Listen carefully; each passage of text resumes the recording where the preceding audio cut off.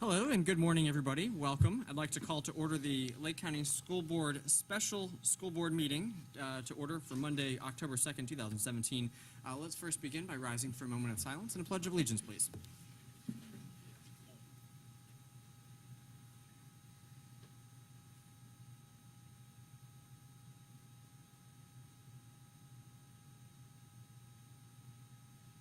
you. I pledge allegiance.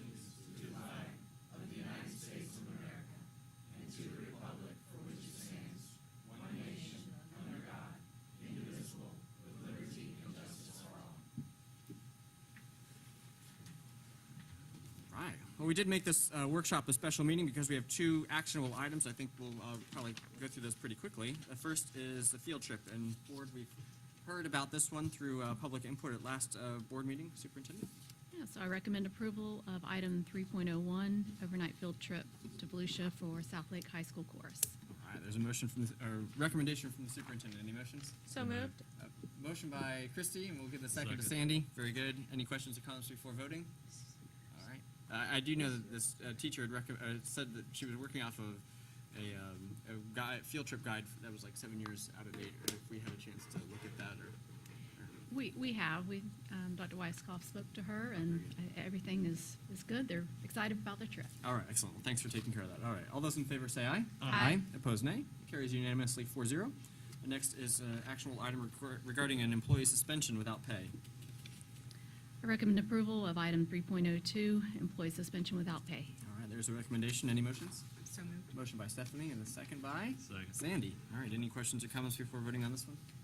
All right, seeing none, let's put it to vote. All those in favor say aye. Aye. Opposed, nay. That carries unanimously 4-0. All right, we can get into the other meat of tonight's or this morning's agenda with the update on MTSS. So we're going to invite the team from Curriculum Instruction, Transformation. They have several items of information that they're going to bring to us this morning that I think that you all will find interesting. These were topics that I know Ms. Luke had asked that we workshop a couple of weeks ago, and I know that they've been topics of discussion in the past. So we're excited to hear their presentation this morning. I'll turn it over to Dr. Weisskopf. Good morning, Superintendent Kofi and Board. We have kind of a cornucopia of updates today. You had asked for an update on the multi-tiered system of support, as well as update to our evaluation system, and also some assessment updates. So although I did a little bit of that at the board meeting last week, I thought I would just revisit it for any questions or comments. So we've got several people here with us today. Katie Pearson, Executive Director of Academic Services Intervention. She'll work on the MTSS piece. Amy Cockcroft and Guido Zamora are talking about the evaluation piece and leadership updates, and I'll end with the assessment piece. So we did leave some time at the end for questions, but feel free to ask any questions along the way if you have any, okay? So I'm going to let Katie start. Sorry, Black. Good morning. Good morning. Our update here for MTSS, which is yet one of the acronyms that we use, right? So it stands for Multi-Tiered System of Supports. And in looking at multi-tiered system of supports, it encompasses many different departments and many different pieces that we have within the district. So it's an evidence-based framework, and it's established by the state of Florida. And through MTSS, schools focus on their core instruction, but they also look at how are we providing interventions with and matching those interventions to the needs of our students. We also look at students that are underperforming significantly as compared to their peer groups. Those would be students that are identified as in need of Tier 2 supports or Tier 3 supports. So we look at all students, and then based on how all students are performing, who needs additional intervention. This is also from our a Florida rule with regard to administrative code and in statute that we provide intervention and multi-tiered systems of supports in our schools. So that's just an overview, and you may have seen the pyramid before with our core instruction, what we provide to all students on the bottom. That's our standards-based instruction, things that all students are receiving in the classroom. And then based on that, teachers intervene, so to speak, on a daily basis. Maybe a student isn't getting it and you put in a check for understanding and you go back and reteach. That's not a formalized intervention. That's a support that we do on a daily basis within core instruction. Really, when we're speaking about intervention, we're looking at tier 2 and tier 3. And are there targeted supplemental interventions that are students within a 5 to 20% of all of our students that would need above and beyond the support provided in daily instruction? So that might be, I have students that are struggling with decoding. And so in my small group, 20 minutes a day, I might pull that group of students and we focus in on looking at decoding skills. Then we have students, and it should be only 1 to 5% of our students that require tier 3, which is an individualized intensive intervention. Could be one-on-one or with a group of 1 to 3 students. So many times what we've heard in our schools is that we have too many students that are in need of tier 2 and tier 3 intervention, and we're struggling with how do we provide those additional supports. So what you're going to see today is based on feedback from our counselors, feedback from our teachers, feedback from our leaders on how do we help create systems that are manageable for our schools and for our teachers, but also support the needs, the various needs of all of our students. So stakeholders communicated challenges, right? You've heard challenges, I heard challenges. The superintendent, when she began her fact-finding and going out for focus groups, she heard challenges. So we had challenges from counselors, teachers, leaders, parents, the board, and then if you remember the district management group, it was DMC, then it was DMG. They brought to the board some challenges with regard to data systems, our structures, and really said we need to focus in on what is our district-wide structure for MTSS. So from those challenges, we pulled together what were some of the pieces that were resounding as the major issues. So there was general understanding of the requirements. So from school to school, from teacher to teacher, what's required for whom and how often, so to speak. Then we had paperwork. There's a lot of paperwork, and how much paperwork is really required, what should I be filling out, and it seems to be a bit overwhelming. We also heard data. I'm not sure which systems I should use for data. Diagnostic, I don't know which tools are best to drill down to really find out what students need. And then we have interventions, but I haven't always been trained in how to administer specific interventions. Teacher input with regard to the process. Sometimes teachers felt like they weren't included enough in the MTSS process to be able to give input on specific students. And then we also heard some teachers felt like they're included too much. I'm coming to the table too often. So we heard many different things with regard to teacher input. Length of time. How long should it take? How long does it take? How long should things occur? And what do we do if there's so-called emergency? Then communication and consistency. So communication between various departments. And the structure you'll see is going to help with facilitating some of the things that we've done to meet those various challenges. So that was the core group of challenges.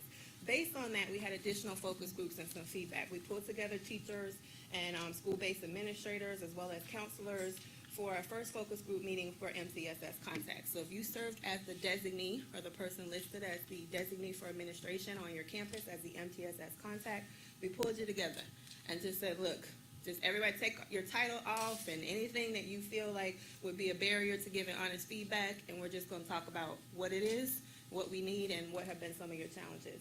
Then we put out additional teacher survey on May 23rd to all teachers. And so many teachers responded to the survey, and from that, we asked the last survey question was, do you want to be involved in a focus group to meet to discuss these things? So based on those that said, yes, I would like to be involved, they were contacted, and then they came in on the 31st and discussed some of the teacher issues.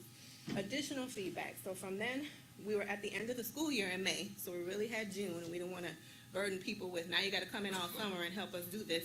So based on that feedback, we moved forward, and when August started, we pulled the counselors together. So that first week, we met with elementary, middle, and high school counselors. Here's some of the pieces that we put in place. Does this work? Does this not work? Where do you see challenges? Where do you see barriers? What are some of our next steps? We had a teacher session at PD Day, and it was like, I think it was called MTSS question mark.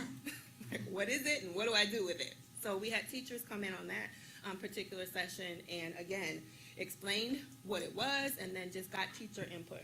We pulled together a district committee for a multi-tier system of support across various departments, and I'll share that with you as well. And our first meeting was August 17th. We have another meeting coming up next week. And this was to help align expectations across departments, because what you're going to see is this is a lot of moving parts. It's not just one person or one department that owns it. Multi-tiered system of supports means just that, a system of supports across various departments. Then we took the district MTSS school teams and pulled them together for a PD, August 31st and September 7th. And that was where we put everything from these pieces of feedback into place so that we could get school started and also get additional feedback on the process. Our new structure has contributed greatly to being able to move quickly on this particular piece. So in the past, if you see at the bottom here, all of the departments were single entities.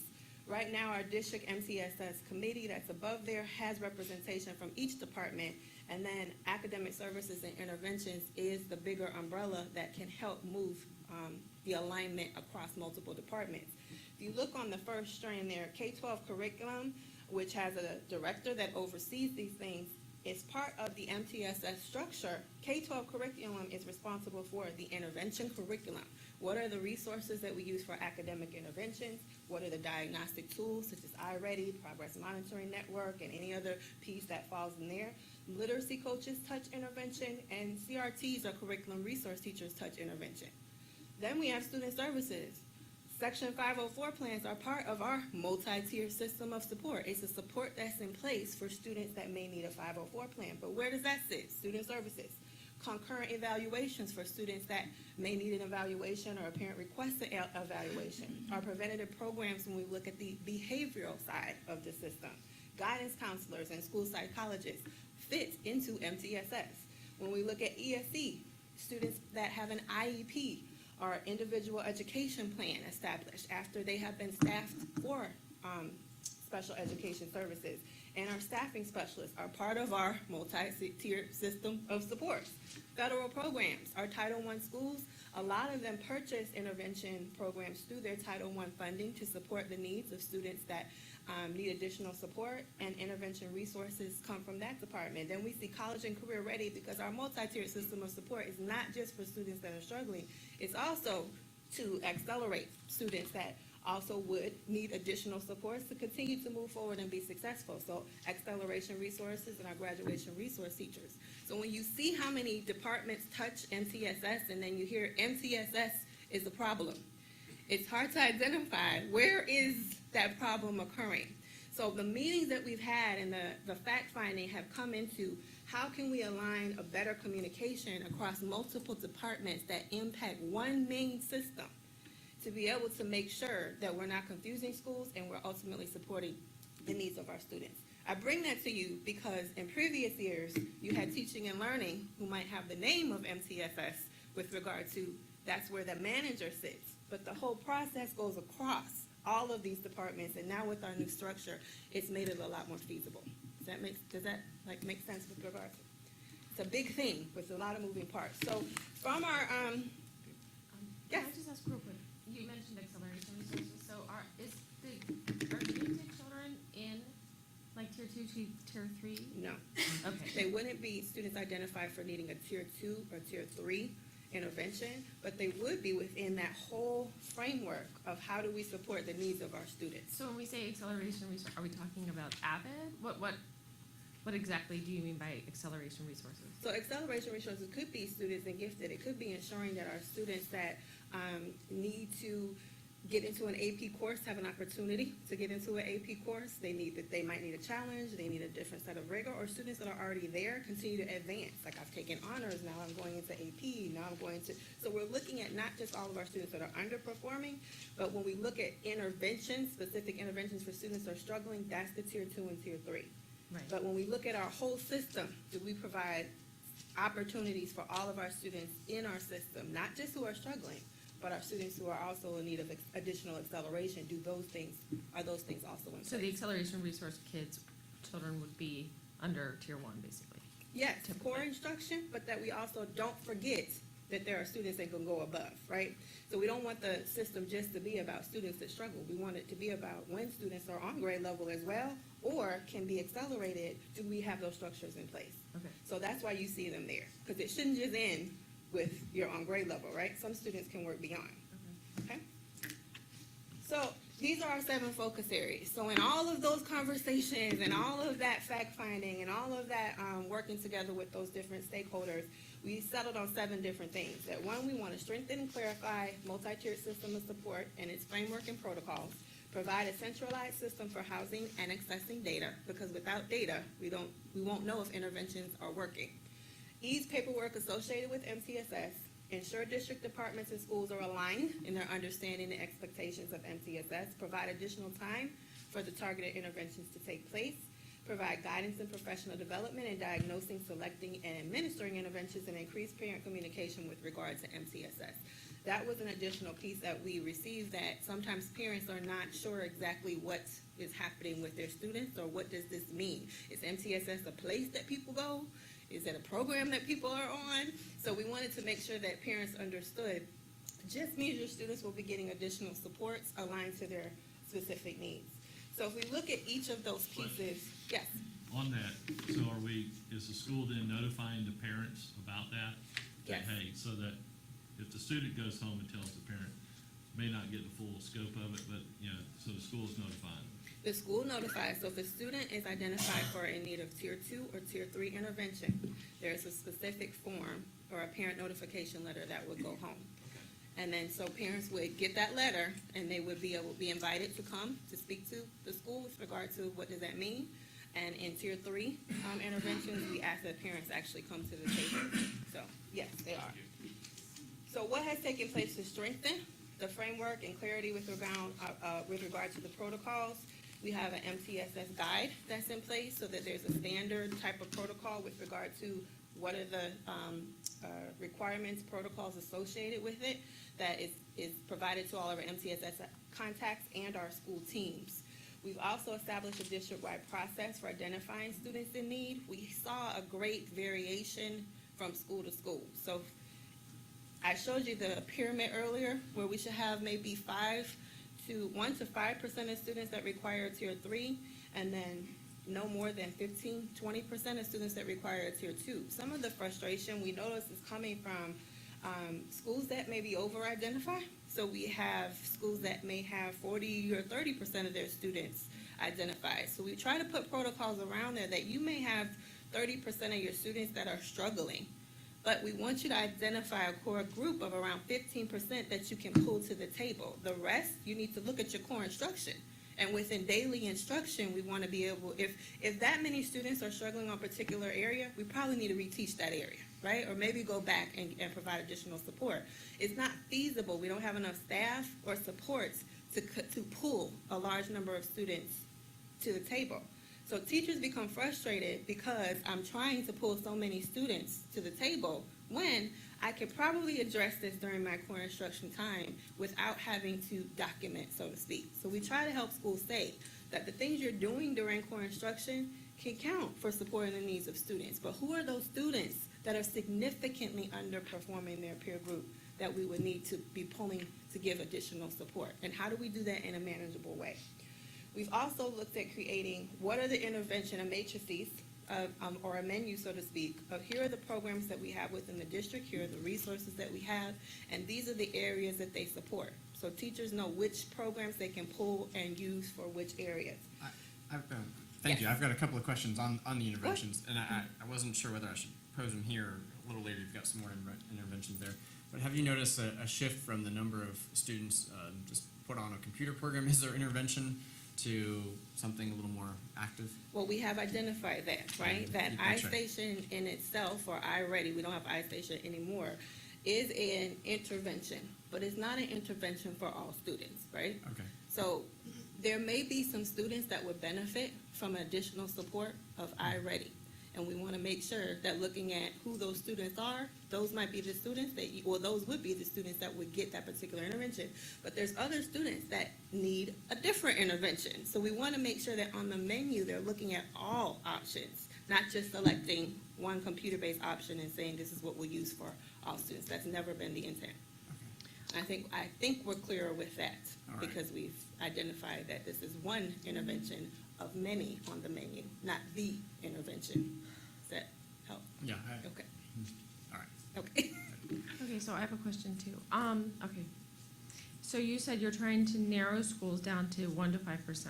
So I'm thinking of a school that's a lower socioeconomic school that might have more likely to have that 30 to 40% of kids.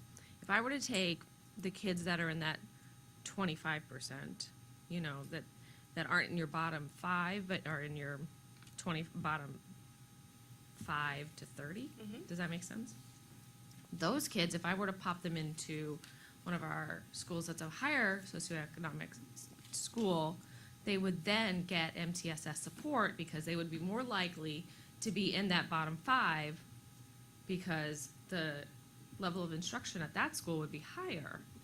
So now are we not addressing the needs of those kids at a lower socioeconomic school because we're now addressing it through core curriculum? No, because within those schools that are struggling, their school improvement plan serves as their tier 1 plan. So in looking at that, their structures that are in place would look a little bit different. Some that are struggling more, have more time identified already for just standard intervention, differentiated instruction, not tier 2 or tier 3.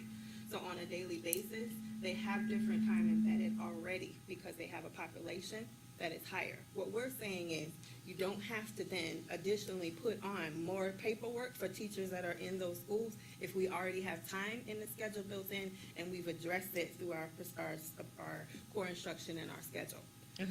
So it's not that they won't get support. It's really with regard to how much you have to document with regard to that support and how many times that you're going to see teachers filling out different types of intervention paperwork and moving those things forward. So they're still going to receive the support and it'll be addressed in their school improvement plan.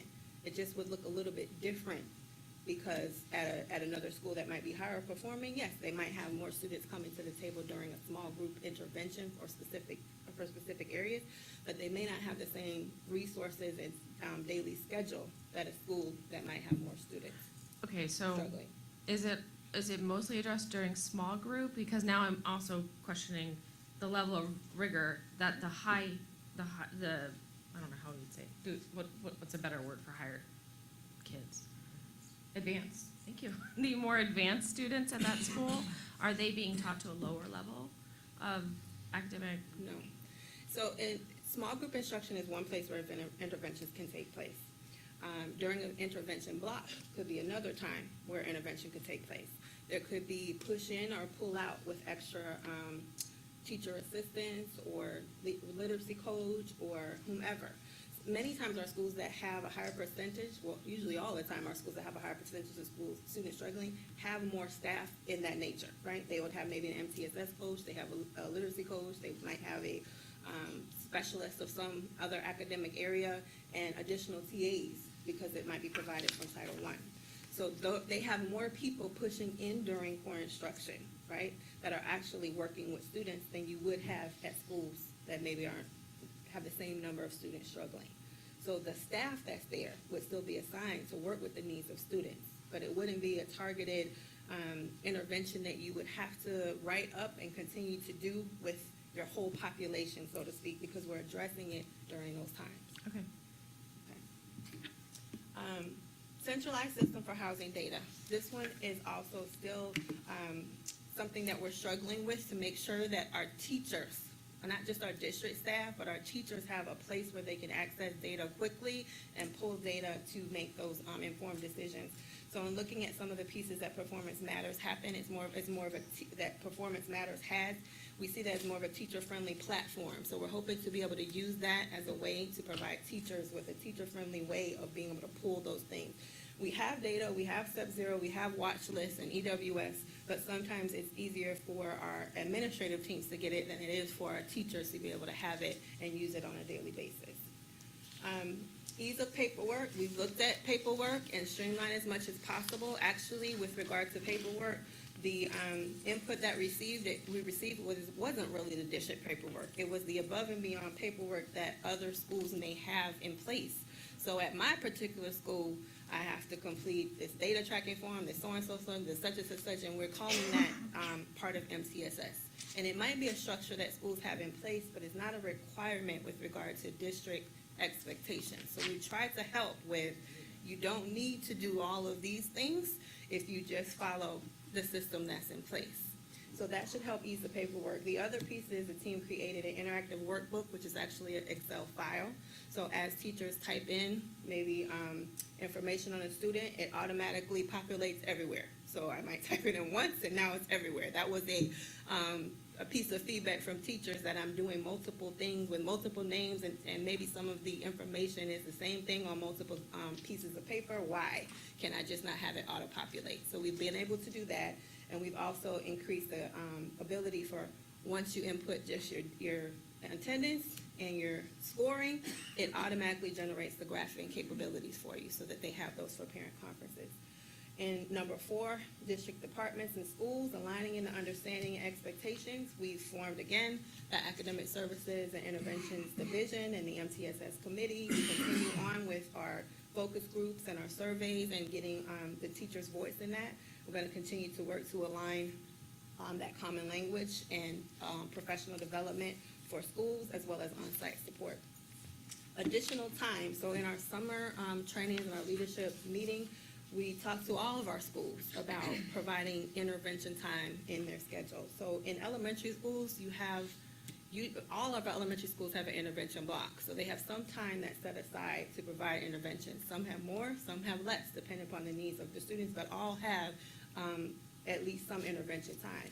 When we get to our secondary schools, most of our schools have some type of intervention time. They all have either they all have an intensive reading, some have an intensive math, and some have what you call an X block or a whatever Z block or power hour or whatever they're calling that.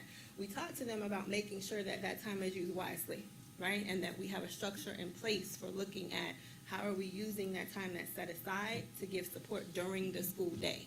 All of our schools have some type of support after school or before school that they either stagger or have on a consistent basis, but we're really looking at with MTSS the support that can happen during the school day that all school students can benefit, not just the ones that can come. And let's say a student is in tier 2 or tier 3 for reading. Yes. The intervention for that should occur outside of the normal reading block, right? It should be supplemental to that. Yes. And have you all done anything to ensure that that's happening? That Yes, they're so not just within the supplanting the instruction with different instruction? Within the reading block in elementary schools, there's 30 minutes that's set aside for interventions. They can occur there. Most schools have additional 30 minutes on top of that, outside of that standard reading block, and that's where they should be working with our tier 3 students because they are a smaller group of students. And so we've looked at how do we make sure that that time, or how are you sure, I guess was the first question, that that time is being used effectively. And some of the feedback we got deals with this next piece of professional development that we heard back. We need a little bit more training and support on how to use the tools that we have. And we need a little bit more training and support on how to make sure that we're honing in on the right skills or maybe strategies or structures that students need. So Ms. Cockcroft has put into place some PD with regard to, we have intervention programs like SIPs and DIPs and some other pieces or videos that we can make sure that teachers have an opportunity to view that if I am supposed to be delivering this, and even teacher assistants, right? I need to know what it looks like and make sure that I know how to do it in a way that's gonna benefit the student. So we've identified gaps there, and that was the biggest one, that I have the time, but sometimes I'm not sure on exactly, am I doing it right, or do I have the right training and support to move it forward? Okay. Provide guidance Can and you, PD. sorry. Yes. Just as a follow-up, are we saying, like, I know they have a mandated 90-minute block, and then if they're in remediation, or I'm not sure which tier it is, Mhm. but that they have to have the extra 30 minutes, which makes it 120. Are we saying that those kids then have another 30-minute block? No, So the extra block you were talking about was to make it 120 minutes, right? most elementary schools have another 30-minute block, which they call intervention time. Which above makes it and a beyond. total of 120 minutes of reading? Or are we talking two and a It half could be reading or hours? math during that 30 minutes. It doesn't have to be reading. It would be whatever the student needs additional support in. There's a 90-minute block that is reading specific, Mhm. and there's 30 minutes built into the 90-minute reading block, where teachers have maybe rotations happening, and they might be pulling students to the table that need additional support. Elementary schools also have a 20 to 30-minute intervention time that's carved into their schedule, and that can be for reading, math, additional needs where you have students that need additional support. Okay. Yeah. And there's not like another? No, Oh, okay, that's what I was. No, just that. Misunderstanding. they may have before-school support, they may have after-school support, but it's not a, that's not considered an intervention because it's not during the school day. Okay. That's just additional support within our tier. Okay. And our last, increased parent communication, we created a parent guide, and so I have one here too if you all would like to see it. But it gives a quick overview to parents that we can provide to parents, so it has a consistent information. Looks like this is found on our website as well as our MTSS guide, but this could be handed to parents to help explain and answer questions as opposed to coming to a meeting and maybe not knowing what to ask or what it is, and have some pieces that show, well, what does that mean for me as a parent? Where can I get extra support, and who do I go to for questions? So I don't know if you have any more questions for me, or if you want to continue on with the rest. Well, I know I've focused mostly on the student side receiving the interventions, but I know that one of the staff concerns I've heard over time is that the number of meetings for MTSS that carve out this individual planning time. In addition to that, I might have a couple of days a week where I've got either a grade level meeting or collaborative planning, and so. Yes. And so How's that last year trending? and this year, the requirement for teachers to attend tier 2 meetings was lifted. Oh, okay. But we had some teachers that say, why am I not able That's to right. attend tier 2 meetings, right? I need to be there. And so when I say the requirement was lifted, it was, teachers do not have to be at the tier 2 meetings. We ask that they are at tier 3 meetings because that is more individualized, and it should be just a small group of 1 to 3% of your students that are receiving those. Some schools, however, said we would like teachers to attend tier 2 meetings, right? So we're still working on making sure that that expectation is consistent, and then some teachers said, I want to be there. So for me, if a teacher wants to be there, right, they should have the opportunity to be there. But we've took that requirement off last year for that same feedback of it's impossible to plan for so many meetings and plan for instruction and plan for such and such. And we hope the tools that we have in place, if they're already tracking that, the data tracker, the graphs are done, everything is there. We can tell whether or not students have responded, and that could be used by the leadership team when conducting parent meetings. So I'm interested in input on that because some people say, I want to be there, and some people say, I don't want to be there, and it's too much. Well, so gosh, it's a hard thinking one. about this from a teacher's side, Yeah. I couldn't imagine you all are going to have a meeting about one of my students, and I'm not there to Right. provide the That's input. exactly, yeah. So while the requirement might not be in place, I just couldn't imagine ever not going. Right. But at the flip side, if you've got a couple of kids receiving support, and you're in a school that has required collaborative planning so many days a week, or Right. a grade level meeting, or what have you, then by the time you get to the end of the week, you might not actually have any time to yourself Yeah. in your classroom. And so I guess maybe that's a different That's the- angle to look at in terms of considering. It's the tug of what war that we go collaborative- through. right, that's right, That that's right. sometimes I see a space and then we say, okay, we'll lift the requirement. It's like, why did you make that? I want to be there, right? So it's the, how do we find the balance in between? And the more we get feedback, the better we're able to find the happy medium. So they're not required to, but they're not, they can be there. And I think we've had some schools where that's been fine. And then other schools where, we probably need a little bit more support on how do we make the happy medium happen. And if I could just interject for a second to add on to what Katie had said earlier, I think we had so many, I think teachers felt like every time I provided extra support, I had to document the extra support. So then therefore I put everybody into MTSS, which then created lots of meetings for me as a teacher. Whereas good teaching is I provide supports, Right. right? So, but when I have some kids that I can't quite figure out, I just can't put my finger on exactly what I'm not doing right with them to get them to get it. Then that's when I want a team of people to come to the table with me and say, help. And so then that's when I start documenting what I'm doing with the student to see if it's working or not. And so I think when we get to that point, then it's that small percent where she was talking about that small 5 to 10, because I'm going to provide supports all day. I mean, Right. teachers do that all day long, right? And for the most part, it works. Like I can, I do it enough, and I kind of change my angle and I can get it, and all of a sudden the light bulb goes on, right? But then I have just some kids that as teachers, we all have those kids. And that's, I think, a misconception that was out there early on, not in Lake County, but across the nation with MTSS, that every time we provided support, we had to write it down. And then all of a sudden, we have paperwork, we have documentation for what we've always known as good teaching.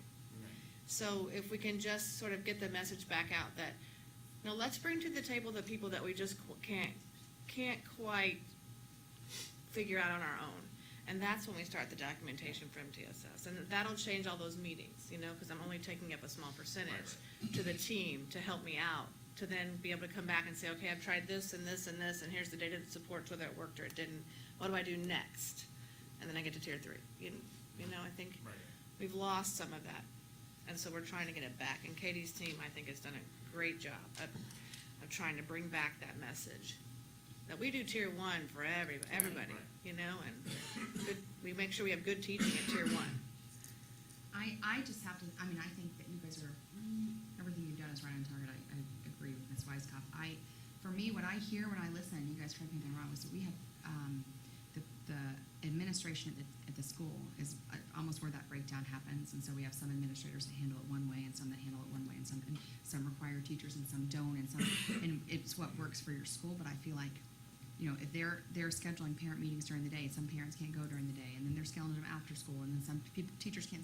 There's just so much to work out at the administrator level, that getting them to really understand MTSS and what it's supposed to look like. Because I feel like I hear us talking about teachers, but I've seen the same with administrators. Okay, then all of our kids that score level 1 and 2, they're all going to be in MTSS and or tier 2, and that can't. And we're not going to check it again until we get the FCAT scores or FSA scores the next year. And it's just just getting them to value that and to help teachers manage that, I feel like would calm a lot. Like, we are working hard here, and I'm sure they're working hard in their buildings, but I don't know if that's their focus. And so when that becomes an after effect, and when that becomes an after, oh yeah, we have to do this, and it's that compliance piece. That's what my concern about MTSS is that it's that level between the district and the classroom.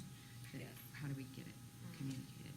And we're still working, transparency there, said next steps. We have a lot of next steps, right? We've begun to organize and align communication and structures, but there are still many next steps that we need to adhere to make sure that it continues to go. I will tell you that Katie provided a professional development opportunity for teams, and it was on one of the pieces of the steps that we've taken. And I said it on one of those, and I know that she required an administrator to be in the room. So basically, the team it was sort of like the invitation is only if you have an administrator and your team. And the follow-up. The follow-up will be there as well. Yes. Yeah, we just did the training this month, so we're not quite. I know you guys are doing it. I guess the way I can really relate it to what I do is, like, math was my focus here. So I knew it. Inside, outside, I could tell anybody about it. But that's not his focus if he's somewhere else. Right. And so that passion and that drive gets lost. It's not you. Yeah. Are you hanging in there? He's really more of a social studies guy. But you know what I mean? So I know you guys are doing it, but there's got the follow-up, and you spoke about the school improvement plan and the acceleration, all those pieces. If the follow-up is there, and I'm certain it will be with the new structure, but that's, I want somebody to come back and say, you remember when Ms. Pearson was speaking about this? Where do I see that now in this building? And I think also in the visitations that I had with the superintendent of my schools in my district, this was a big focus. And there was a disconnect between here and at their school, and it was kind of like they felt like it was just dumped on them with no proper instruction and how to do this and that. And so therefore it was not represented correctly to them, they felt. But I think what you're trying to do is putting it back right where it needs to be and giving them the support they need. So I appreciate this. Thank you. Because first thing I did, I walked out and I punched in Google, what is MTSS? So now, whenever I went back, I knew what they were talking about. I wanted to ask, so I always thought MTSS was a process to get to, and I've been re-educated, but I always thought MTSS was a process to get to ESE testing for learning disabilities or whatever, what have you. But so I've been told it's not that. The goal of MTSS is not that process. But at a lot of schools, It has been in the past. It's like you have to get to level 3. Once you get to level 3, it takes forever to get to level 3. And then once you get past that point, you can get the student tested. And that's been like very frustrating for some teachers. And at some schools, they can get through level 3 really fast, and then they can get their kids tested really well because they know how to work the system really well. It just depends on the school from what I've discussed. So now what triggers ESE testing? Because for some kids, well, I've had a great discussion about how the most important thing is figuring out that thing that makes the child's brain click and that they really get it. And I totally get that because when I've taught, I'm that teacher who like don't reteach the same way. Like if you just repeat the same words, it doesn't help me. I have to, as a teacher, repeat it in a new way and teach it in a different way, or it doesn't, like just regurgitating the same thing doesn't help. So I totally understand that. But at the same time, when it comes to, She said to Teach it louder. But like that doesn't work, right? I said, So, but at the same time, when it comes to getting a kid who has a significant, let's say, math learning disability, to pass the Algebra 1 test, and like they're just struggling and taking the PERT and going on and on and on. And this is something that can really hang them up.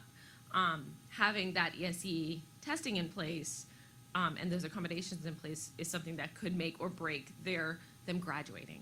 So at what point do we trigger testing, or like how do we make sure the parents know to trigger testing? How does that all play in? So you asked a number of things, and you're right. Like MTSS is not the road or the progression to ESE. Multi-tiered system of support, all students are in MTSS because it's all of our systems. It's core instruction, it's intervention, it's acceleration. So every student district is actually in MTSS, right?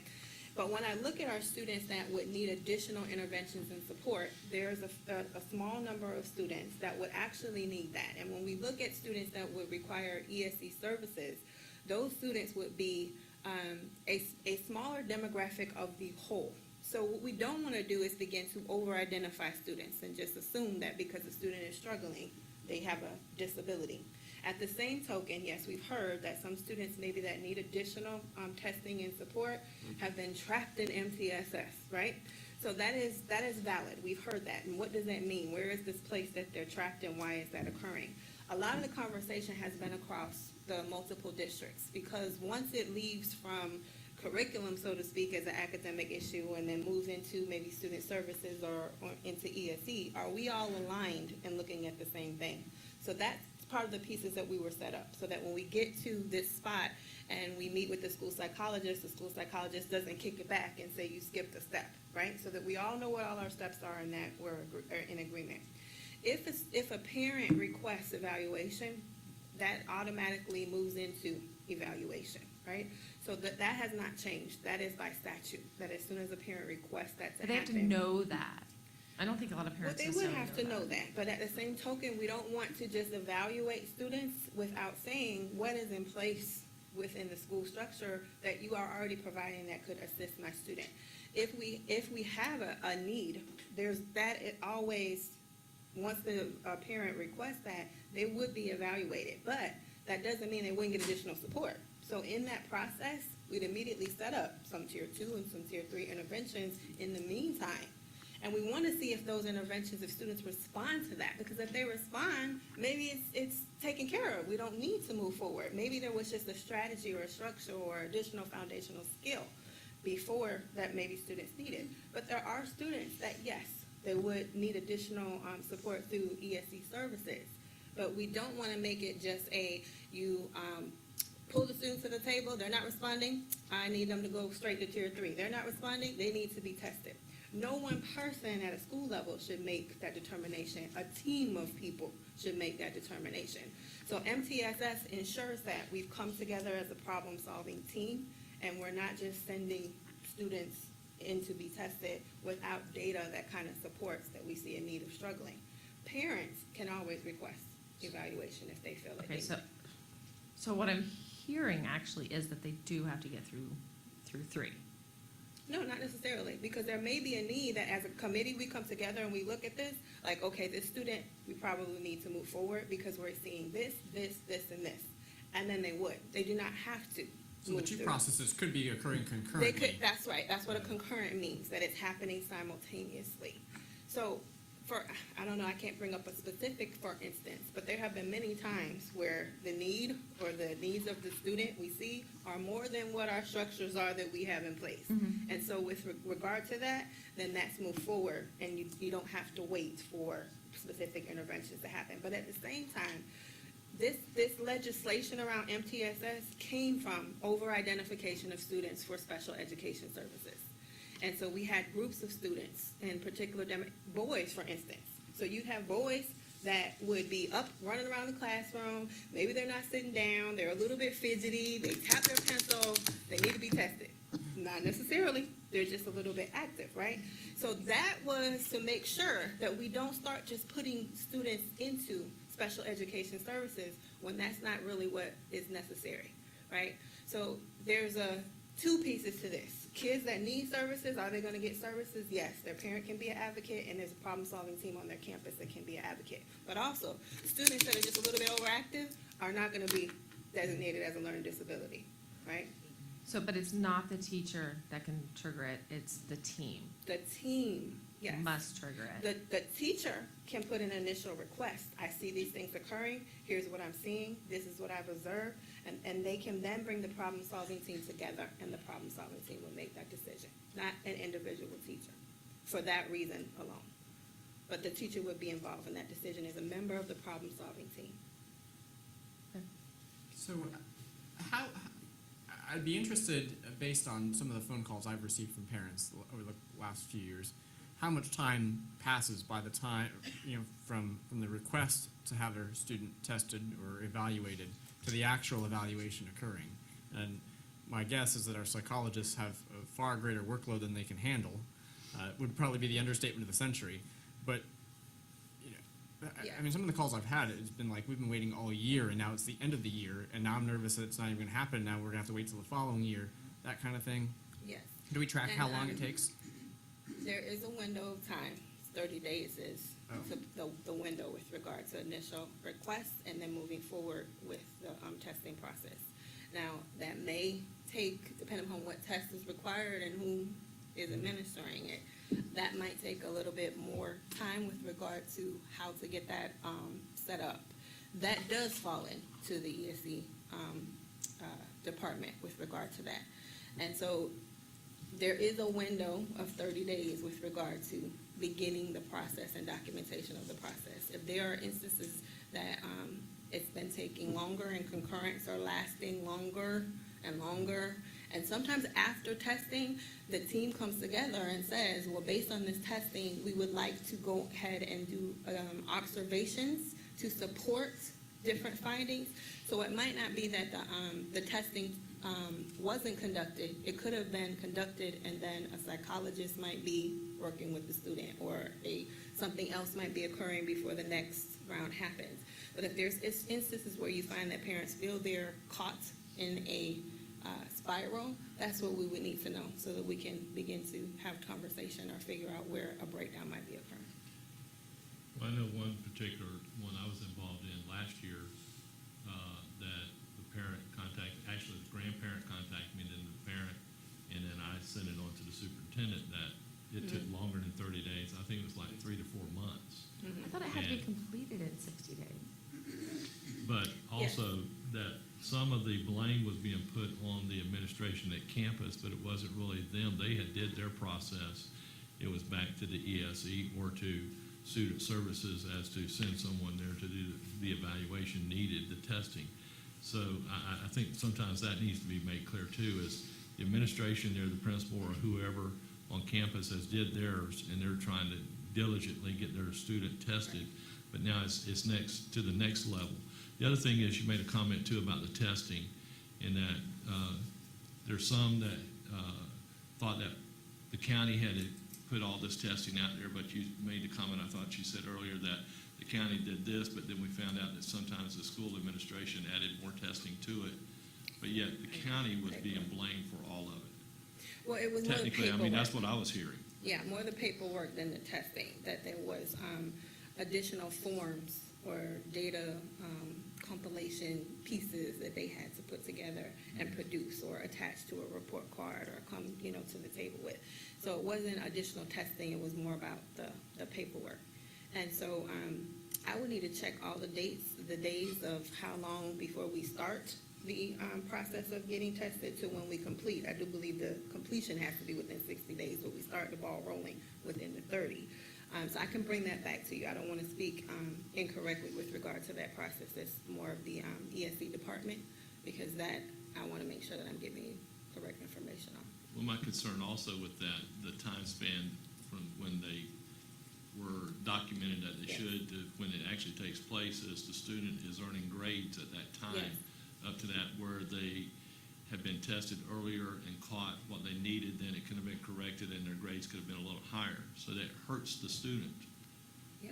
So, I mean, do we need more staff in that area, or what's the, I mean, we need more staff in a lot of areas, right? well, I understand. We can have anything we want. Right, in a Can't have perfect world, everything. right? We In can't a have perfect world. In a perfect world. But I know that department does the best that they can, and they look and they make sure that they're looking at the law and the guidelines and paying attention to the needs of all the students. And moving forward and looking at how to get students identified, once identified, they're identified. So they do take caution and precautions and look at everything before assigning, a label. Because that label then drives a lot of other things that with regard to students' needs and programming and things of that nature. With, as far as the other piece, are the parents probably that felt like they were maybe in a spiral? Yes, then we can do better with that piece. School-based level, we have a lot of new administrators as well. We have a lot of, and they're learning everything at one time, right? So we want to be able to give additional support at the school-based level so that we're aligned and we all know how to move forward and ensure that the students are progressing. Okay, thank you. So one thing, like at many of our schools, we have like half an ESC coordinator or a, like at Eustis Elementary, I think we have 0.2 of an ESC coordinator I looked at on the staffing schedule. Yes. Is that something, as we're looking at the allocation, is that something, I mean, 0.2 is pretty, I mean, I know they're a small school, maybe they have very few needs, I don't know their needs, obviously. But is that something we need to look at, increasing staffing of because the ESC coordinators are the ones that mostly deal with that particular paperwork, right? No, they help with facilitating the meetings, bringing the meetings together and some of the documentation. And it is just that an allocation formula based on the percentage and number of ESC students that you have at your school, and that's how they're allocated. So there is many districts don't even have that person, right? And so I think Lake County is progressive in saying we need a person on every campus that assists with that process. And so they are there. So if there's staffing meetings that are happening, there is someone on site that is part of that. So it's not just the district coming in, doing the staffing and leaving, right? The district would come in and help with set up the problem-solving team, and then that person is remaining there so that they would know the students, they would see the needs of the students, and they would be able to work with the students. In terms of being able to provide full-time, that goes back to just, our allocation formula and the resources that we have, so. The school that you're speaking of does have a very low number of ESC students. And so therefore. I don't have the exact number, but I can tell you it's under 50. Yeah. I'm going 36, 46, but it's under 50. So we do staff based on the number of students that they serve, and I again. believe they share with Seminole Springs. who's Yeah, then you get Seminole- one Seminole- full Seminole step. Springs. Most- And again, we're looking at the allocations and revisiting all of that formula and the document, and so we'll kind of revisit all of that as we continue. Thank you for those updates. I think we can all get a sense that the district is listening to the feedback and moving in the right direction for us. And hopefully, people are excited about the changes moving forward. I know you're also interested in sharing with us a little bit about the evaluations. Absolutely. Guido and I are going to share with you some of the changes that have been made to the teacher evaluation system. So, hearing the cry loudly, let's reduce the number of instructional elements that we would be working on. And so the team committee, which is made up of the union, teachers, school-based administrators, and district-based administrators, decided on these 6 instructional elements that we would be rating in our observations for this year. And I'm going to go into each one of them a little bit of what the overall purpose is. So when you look at the first one, providing rigorous learning goals and scales, the idea is that it's aligned to the Florida standard, it provides direction and focus, and that the students can really own and understand their learning and where they're going. Helping students process new content, we're giving them the opportunities to increase student understanding, to actively engage with the content, and to internalize it to make it their own. And then reviewing content, it's continuously linking back and building understanding, clearing up misconceptions, and providing an opportunity to formatively assess and make adjustments. So a lot of those pieces that Katie was talking about in MTSS and that core instruction, they can hit it right there, in understanding that their students don't have what they need to be able to move forward. Organizing students to practice and deepen knowledge. We want to provide opportunities for our students to see and hear each other's thinking. We want to help them make connections to other content and develop teamwork and culture in those classrooms. We want students to practice and deepen their knowledge, to shape that skill, strategy, or process, allow them to improve their proficiency and fluency, and opportunities for immediate correction. And then providing resources and guidance for cognitively complex tasks. We want to make sure that students have the opportunities to think critically, that allows the teacher to guide and facilitate that critical thinking, and then make sure they have the resources that they need in order to think critically in their classrooms.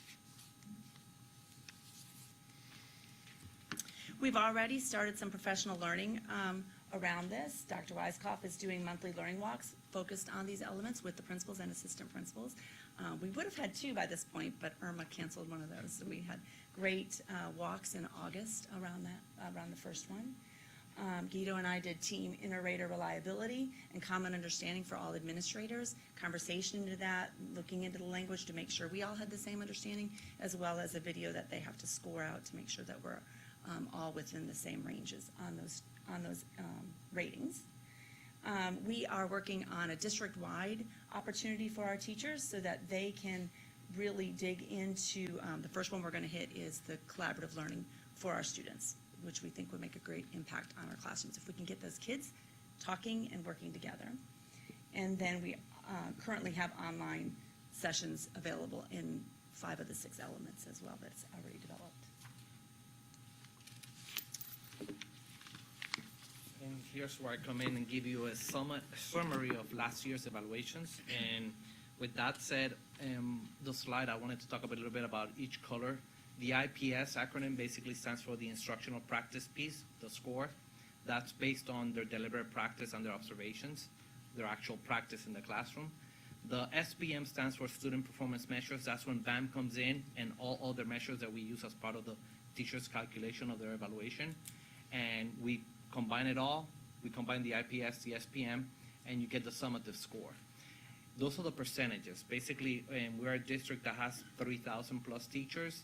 So highly effective came out and combined at about 33.5%.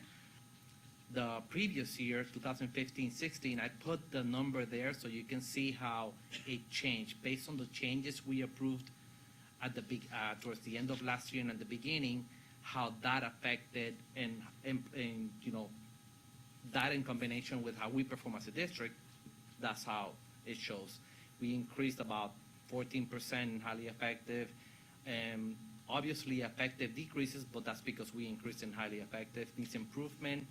We're at 0.9 basically, and 3% the previous year, and 0 for unsatisfactory. This is what the state required values. for Correct. Student performance measures, correct? Yeah, this is what we'll be reporting, and this for last year's evaluation survey 5. Is the state average roughly still about 35% highly effective teachers? That I will not know until every district. Well, I mean, oh, well, obviously, but I Yep. mean, for last year, we were at 20? We were at 20, the state was a little bit higher. It all depends, every district's different, they have a different scale. Right, so right, right. I can get you that exact amount. I was just kind of thinking back to the history of the evaluations coming before this board, and I think what really raised some eyebrows that one year was when we were at 16% highly effective, and the state was like at 35. And then similarly, the state was like at 35% for administrators, but our administrators were like 70% highly effective. So I guess I'm just If memory watching those serves me trends. right. Yes, you're correct. All right. But I will get you the exact amount once in all the counties report. They'll provide that report and Right. we'll be able to give you All that right, percentage. thank you.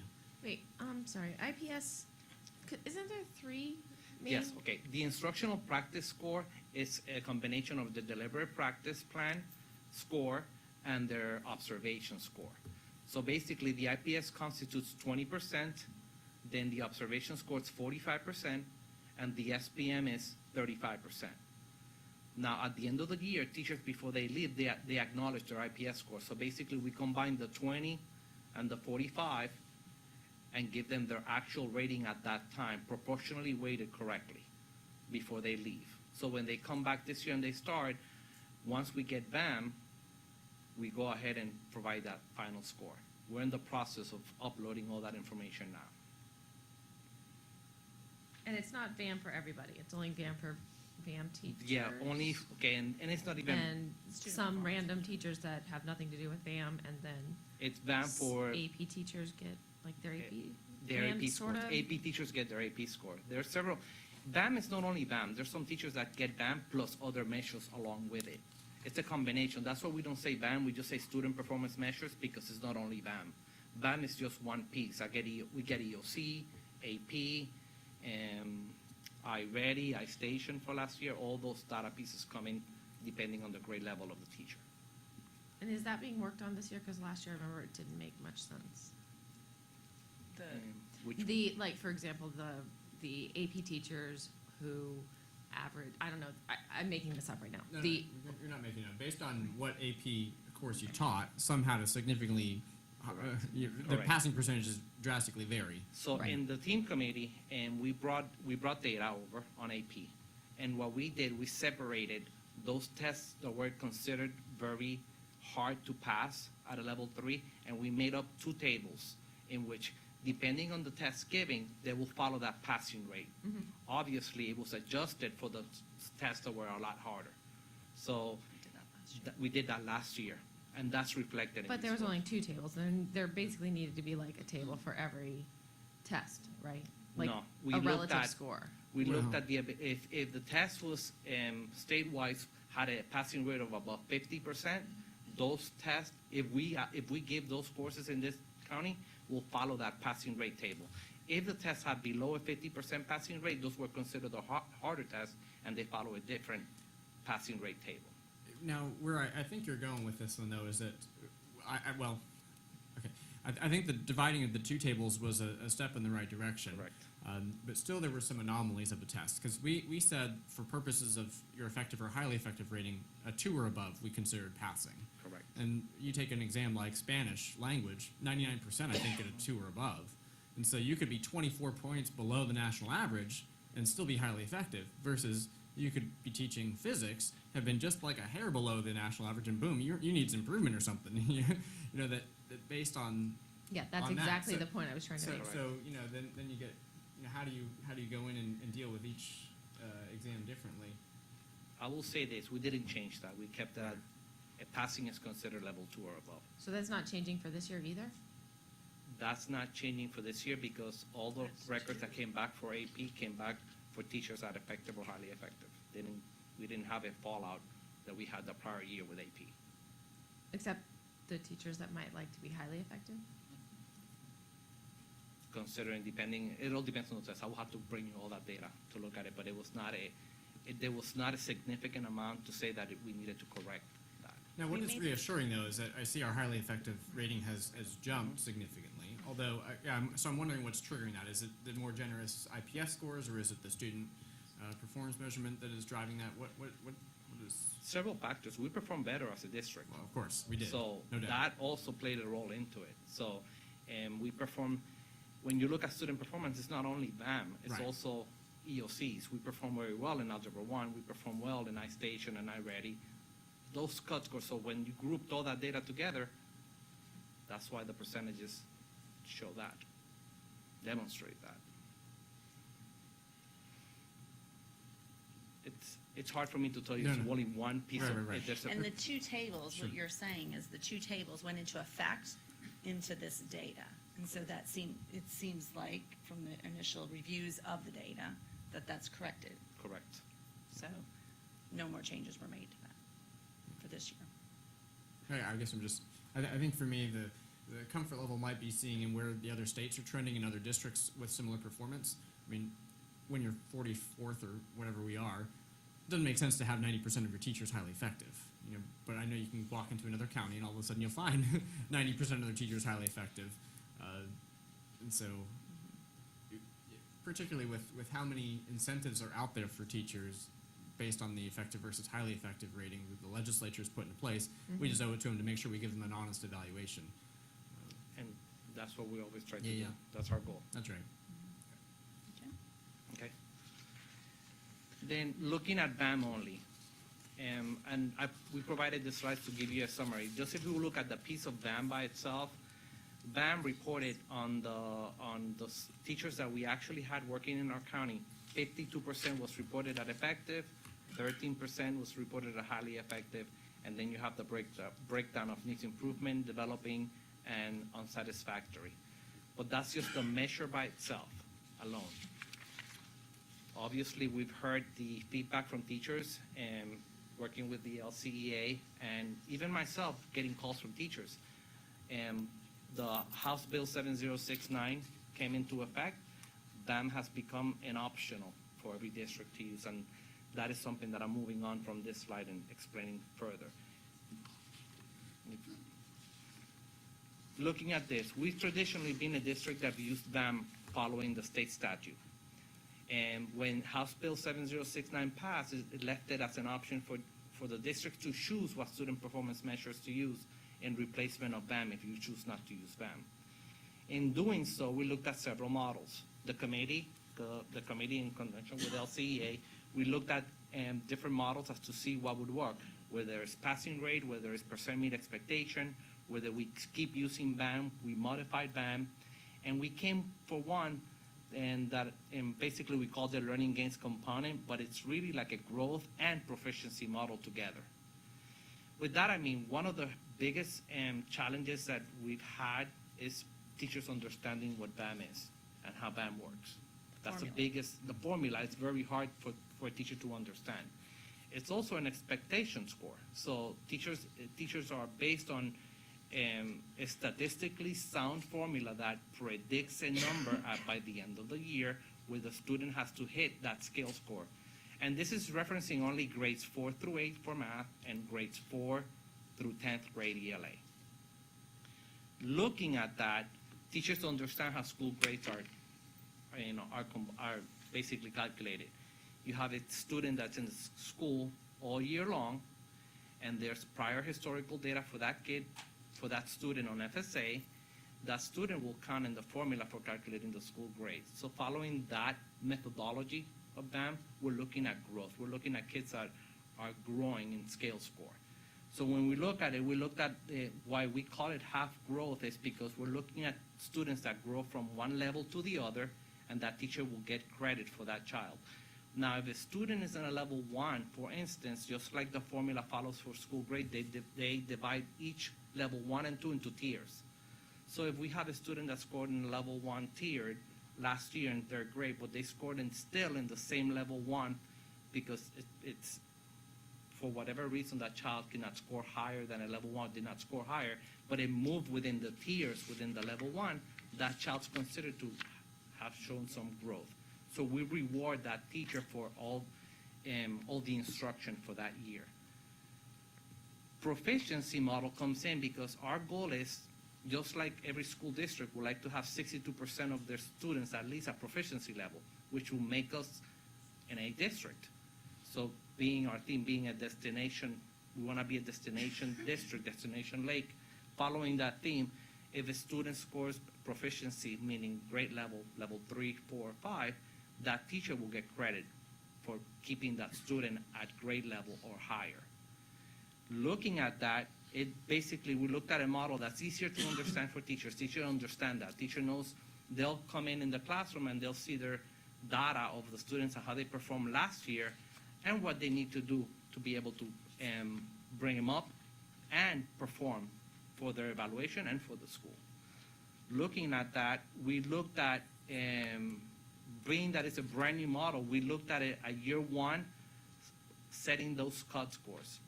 If a teacher has 65% of her students meeting that goal, they will be considered highly effective. Above 30% effective, above 10% needs improvement between 10 and 30, and below 10% unsatisfactory. Growth and proficiency together. Growth and proficiency together. How are those Look- calculated? I'm sorry? How is that calculated? We look at for every student that makes, let's say if a teacher that has 10 students, half of them made a level 3, 4, or 5. For each student, they get a point, basically. And I'm looking to see if they have a struggling student that scored a level 1 last year, but then came this year and they scored a level 2, they get a point. But let's say they score a level 1, but there's a breakdown of tiers for level 1s and level 2s. If they score level 1 last year, but they score level 1 again this year, last year they might have scored level 1, tier 1, did they score level 1 in tier 2 or 3? At least they moved up the student within the scale score tiers. So each student is worth 1 point, Mhm. potentially. And then you calculate the percent. How many kids actually made the growth or the proficiency in the model. So, And that, I'm just digesting. I'm trying to follow as well too. I'm Yeah. sorry. It's- Sorry. Forgive me on this one if I'm the lone guy here. But so looking at the percentage, let me just at least finish explaining that so you'll see. Looking at that model, we presented the data to the team committee and we looked at and we answered, they asked me questions and all that. But basically, if I were to take the 2016 and 17 FSA data and run it with this model, this is where the percentages would have been instead of BAM. So if I go back, notice how BAM was, let me go back a slide for a minute. BAM was at 52% effective, and 52% effective, 13% highly effective. Looking at this model, you're looking at highly effective 38%, effective 50%, needs improvement 6%, unsatisfactory 6%. But that's just looking at the replacement model for BAM. Okay, so go back to your 10 students. that's Okay. right. Okay, Let's work with these 10 so students. we got 10 students. We're gonna put them out here. Yeah, let's do it. Katie scored, I'm just gonna pick on Katie, scored a level 1, but she went up to tier 2. She was in tier 1 last year, now she's in tier 2. So So she got- we got a point. we She's got a point. done, she's off the table. Correct. Emily No, and was- that's going up like from a 1 to a 2? No. That's Like going within up. the scale score, you have a certain range of points you can get, so that's having gone into a different. So we're making up a new Increasing level points. within level 1. Following the same tables that the school grading calculating guide the DOE provides. There's a table that separates each level into tiers. That's how they. I've seen that. I Who know what you- creates that? The state. Oh, state. lovely. Okay. So then. Okay, she got a 1. She scored a 3 and she scored a 2 this year. So I don't get points for her. She scored a 5 and she maintained her 5. Doesn't matter tier up, tier down. She's a 5, she gets a point. 4 to 4 gets a point Mhm. because it's proficiency. Correct. What about 5 to 4? Get a point for proficiency. You still, we don't, okay, There's nothing. Oh, yes, you would. Yes, Point you- for proficiency, but no Right, point it for shows. growth. no point for So what growth. happens to that kid? The teacher get credit for. So at you get least 2 keeping- points for each kid. No, you get 1 point. Oh. I'm just checking to see if the student made proficiency 3, 4, or 5. Okay. Or if they were level 1 or 2, if they make growth. Oh, so either or. So either you got a 3, 4, 5, you get a point, or if you made growth, you get a point. But even if you went from a 5 to a 4, you get a point because they're proficient. Because you kept the student at grade level, proficiency. They're still level. proficient, so you get the point. You get the credit for that kid. Okay. I don't Wait, like that. I'm when just you telling say you. a 4 or 5, which 4 We're or 5? talking about levels, for proficiency levels. For on the FSA, to be proficient, you're a grade at level 3, 4, Yes. or 5. So we're talking about proficiency 3, 4, 5, or growth in levels 1 and 2. Okay, got it. So is there a way to get a negative? Yes. A negative I'm 1? assuming there is. If No. Each Zero. kid is worth Oh, 1 it'd be zero. or 0. Correct. Is there a way to get a negative 1? No. Mathematically? No. Okay. So the lowest you could get is 0%. If 0%. nobody made gains or proficiency in your class. everybody scored level 1 or 2, but they didn't even move up You'd have a the 0, kids. which is a drastic, we're just saying, It's a you'd be a drastic. 0, you wouldn't be like a negative .26 or whatever. No decimals. Okay. So then we look at 8 out of 10 students in the class, That's 80%. 80%. Correct. So then they would So you're be- still going to be dealing with the problem of bubble kids. You're still going to have teachers focusing in on bubble kids. No, because everybody can show growth. But if I'm But if they're 3, 4, or 5, I don't care about their growth. that's right. So especially if you've got a 4 or 5 in the room, you Okay. say, well, Yeah, I'm like, the odds are good. I'm not going to even have to teach you this year, and you'll still be able to pull out a 3 at the end of the year. Yeah. Well, in But my that, but other that's, teachers- that's legitimately. I know. I think that's horrible. Yeah. I would never teach that way, for the record. But Well, and I worry about our schools too. I know that was one of the pieces of the value-added model that I actually liked, was that whole level the playing field, so that we wouldn't pit schools that are low poverty, low performing against schools like Cypress Ridge that are going to outperform our Lost So- Lake. That's a concern. Looking at that, I did an analysis of all the Title I schools, of all the schools that historically don't perform very well. And under this model, they all performed well. Because they had the growth, whether it was proficiency or Because growth. it was a growth within the level one, Right. because they have a high population of Right. 1s and 2, they show growth. So Right. then I looked at the other end, the other bubble, the Right. higher end. So I looked at the higher end, the teachers that were being reported highly effective under BAM were still under this model, Sure. highly If you effective. have that. So then I looked at positions, I looked at ESC positions, I looked at positions that traditionally show a negative impact on BAM per se, if they had an FSA student. But those other measures, they're not, because there's other measures in place that go along with BAM. Same thing happened here, there was not a fallout in those positions. So the model worked well. Yeah. Did you look at the mean groups, like the 3s, the Bs, the schools that would be like a C school? They will not fall out because they're performing within that proficiency range. Can I just say, I get stuck sometimes like in the weeds with this, like I do. I think, oh, but then what about those advanced classes? And we want to make sure we're growing those kids, and how are we going to do that? If they come in proficient, they're going to leave proficient if they have the support and blah, blah, blah, blah, blah. And then I remember that this whole thing is based on objectives and instructional practice scores that are skewed anyway. And can we just not do teacher raises and bargain that crap and forget this nonsense? Because unless one works out, the other one is not going to work anyway. Correct. So it's just a bunch of garbage. And our numbers look really good, and so we're protecting teachers the best we can. And I looked at it gifted. makes me mad. Gifted was another area that was looked at. That's right. And I looked at gifted, and gifted is a perfect example. But when I looked at Yeah. BAM scores for gifted, they're all highly effective. Good. So Right. Well, and I know you work, you've been doing this, how many years have you been doing this? 7 years. We know what the spread needs to be, you know what the variation needs to be, like, we're gonna take care of teachers and whatever, but I still, I feel like we're forcing validity We here. are. This is We not are. what it's intended to be. But so Why you know, did you choose to make up a model as opposed to use a known model? Or is this a known model? feedback from the district that teachers they don't want to use BAM. Well, Yeah, this is I know they don't want to use VAM, but like Massachusetts, for example, uses a statistical model based on the mean. Why didn't you use like something like that? Then we looked at using BAM, and then we set our own cut scores. But then we're back to where do I set the cut scores statistically speaking? What percentage of teachers are going to be highly effective? If you want the bell curve, that will be standard deviation. We'll go back when we did that 5 years ago, and I'm still pushing everybody towards the middle on an average, comparing to an average, Well- versus making it a little bit more individual to that teacher. But this is more generous, though, right? I mean, you wouldn't argue with that. And when you had Correct. 13% highly effective going to 38%. yes. And we have 3 years there. That's right. So But I I don't wanna- know if I could argue with that. I guess I'm more so focused on, are we still going to be growing students if there's not? Our goal is to grow students. That's Our right. goal is to be at 62% or higher as That's a right. district. So our intention being a brand new model, putting the cut scores at year 1, but with the intention of year 2, if you look at the cut scores, they start increasing because technically we want to be by year 3, we want to be an effective above 50% of the class needs to be at proficiency level. or growing students growing. that are not performing at proficiency level. So And I think it goes back to that school improvement plan too. I'm trying to come back to what would make sense, and that accountability and the follow-up. Then we have the regions now that are following our buildings and making sure that our schools are showing growth and gains and those types of things, so it doesn't fall right on the teacher evaluation every time to determine that success, I guess. All right, so now the big question is that there's so many teachers where this would not apply because they don't teach a state-assessed subject. correct. What are we doing for all those people to figure out their 65%? This It's 35%, isn't it? this is only we didn't because Well, no, I'm striving for the highly effective. Yeah. I get what you're talking about.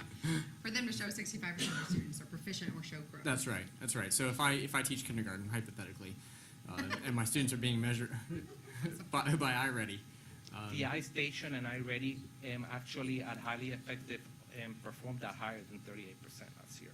So they don't need to be Kept rated. at the same. They're already performing at that level.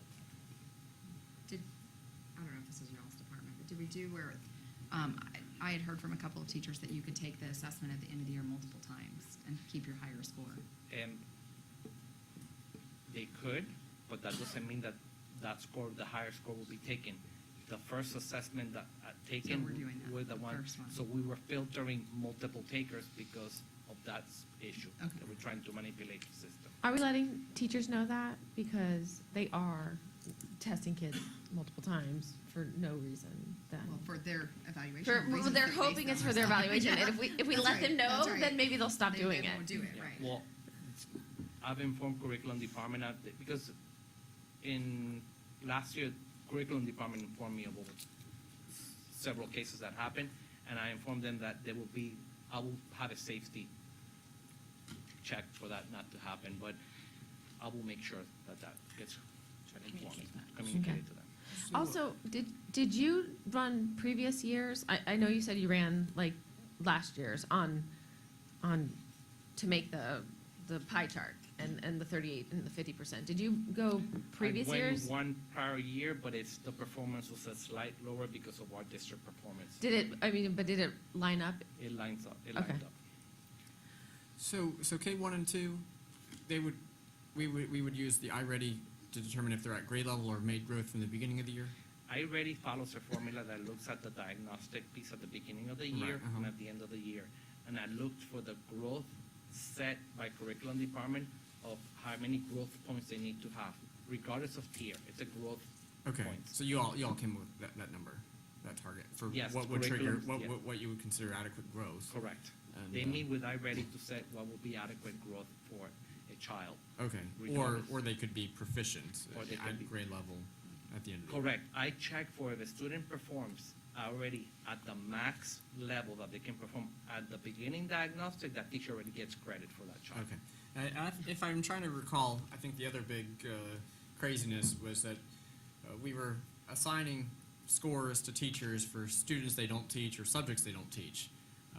Music or something? That's right. Yeah. Let's say you take an elective, or you teach an elective course, or you're having students reading or math scores assigned to you.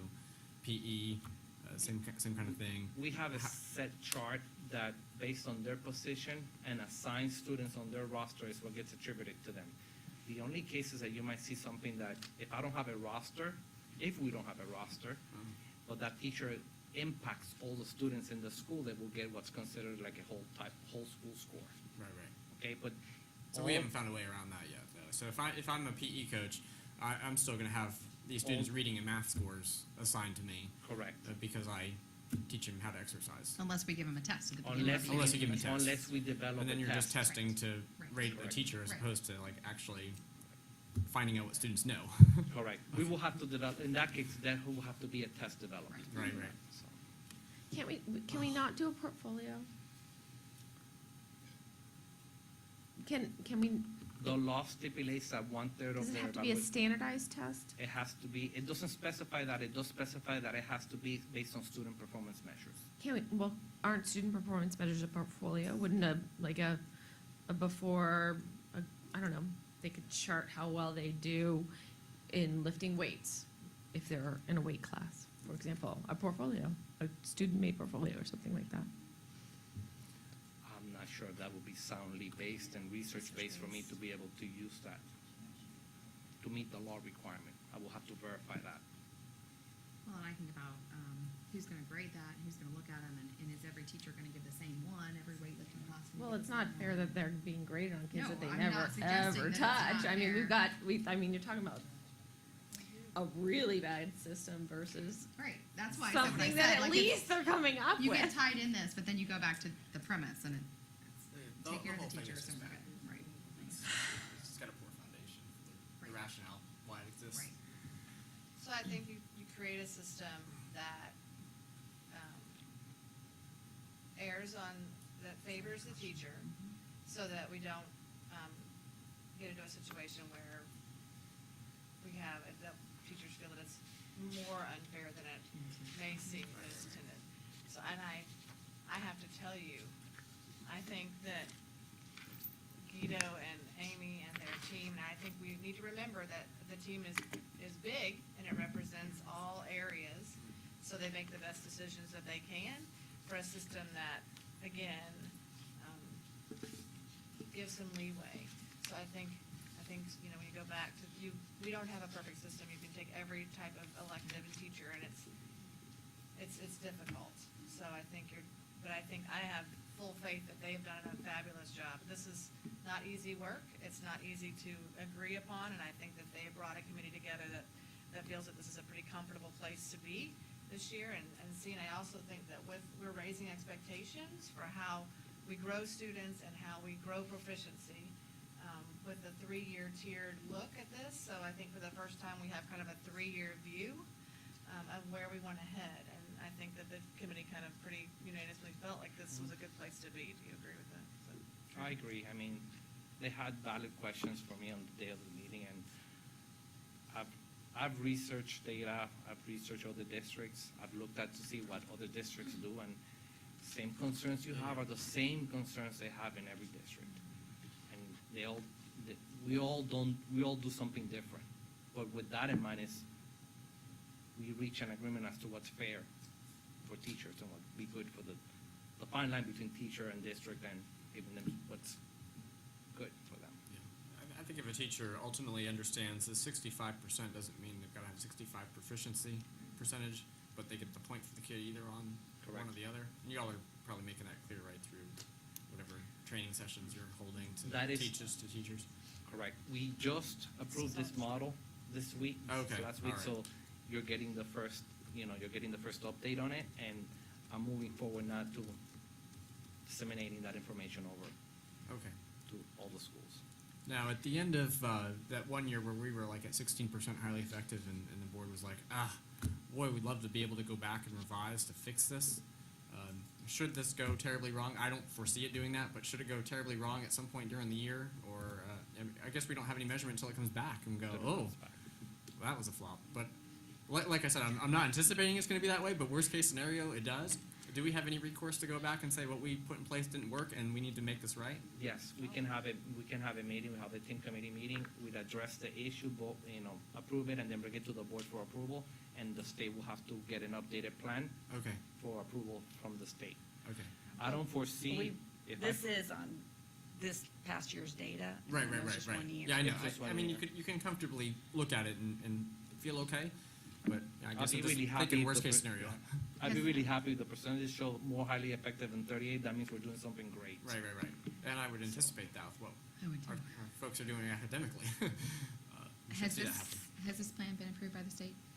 Or No. you guys just voted They on it, just so we did. have to submit it? We have to submit it, I'm at the process that Okay. we need to submit to the state for approval.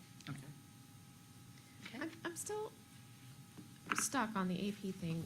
I know that it was brought up by the board last year, like that it would be looked at and that just 2 scales for the AP's teachers wasn't enough. So why haven't, I mean, I know this was a big piece to fix, and I think you've, come up with something reasonable, I think.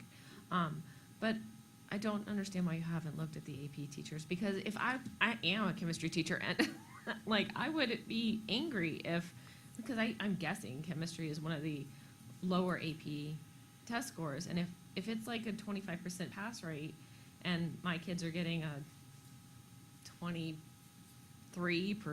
and I'm like, losing out, Like, that's really hurtful. Particularly with the open enrollment, and I don't know. And what it's what hard strides to you've made find on that, science and but- math teachers.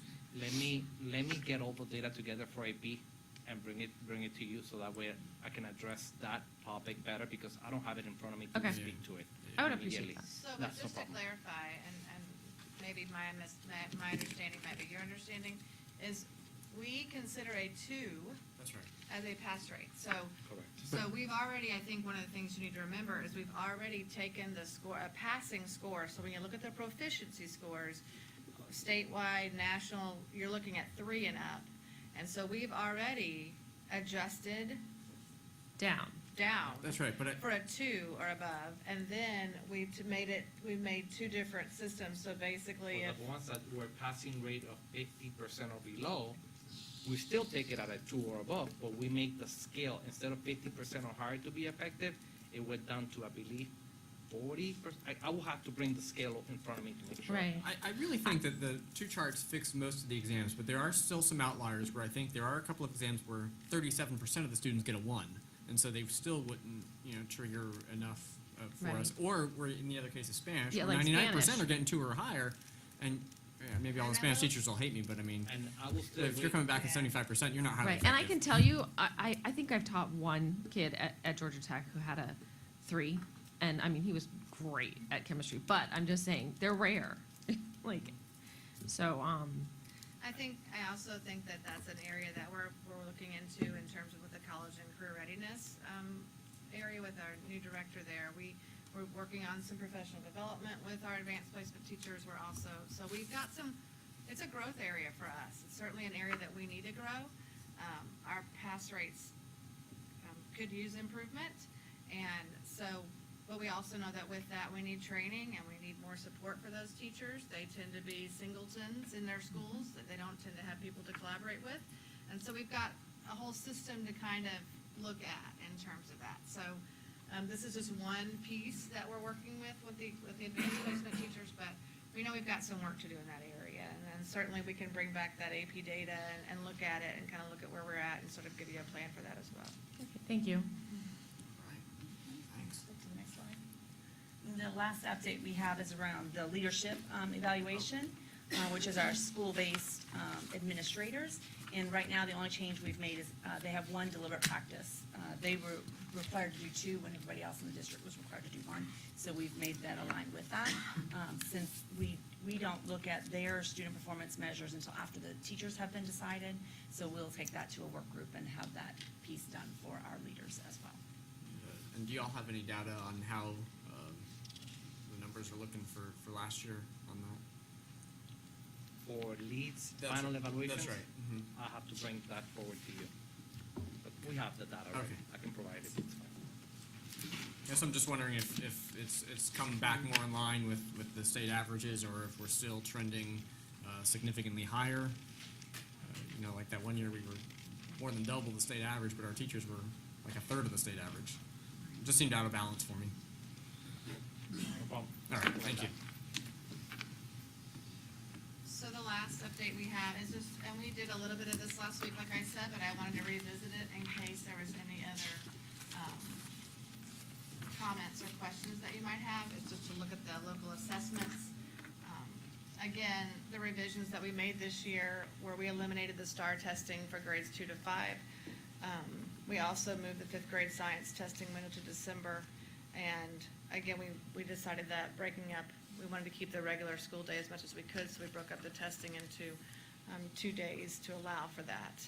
And that's the basic update on that. A couple things I wanted to make sure that you were aware of, and that is that our testing calendar, sometimes you might hear that the testing windows have changed.